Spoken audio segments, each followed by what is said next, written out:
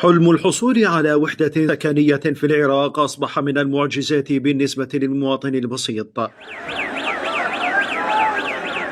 طوابير من النساء والرجال تقف هنا منذ ساعات الصباح الأولى، وبعضهم يفترش الرصيف أملا بالحصول على وحدة سكنية في أحد المجمعات السكنية الاستثمارية في النجف التي فتحت أبوابها لتسجيل المشترين.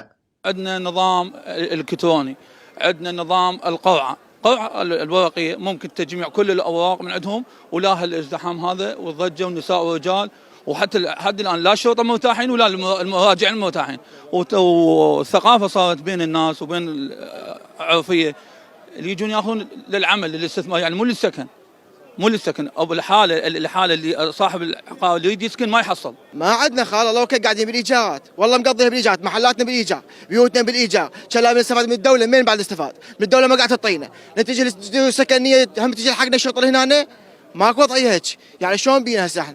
المنتج حاكي شوف رئيس الوزراء يسوي لنا سالفه، يسوي لنا حل. مئات المواطنين يقفون هنا في هذا المشهد الذي رفضه نجفيون الذين طالبوا الجهات المعنية باتباع طرق أكثر حداثة في التقديم على الوحدات السكنية. إنسان له محترم وقيمته، وشنو تجابره هو يجي على مود هذا الشيء؟ غير على مود يريد له وحدة سكنية وبيت يقعد به، لو يجي الضابط، لو القاضي ياخذ، لو فلان، لو علان، لو ما أدري منه. تحدى واحد من الواقفين يقول أنا هسه اشترى واحد، يكذبون على العالم، بعد شويه طوف تلقاهن كلهن مخطوط عليهن بالاحمر ويقول لك هذا انباع والتجاري مبيوع والركن مبيوع.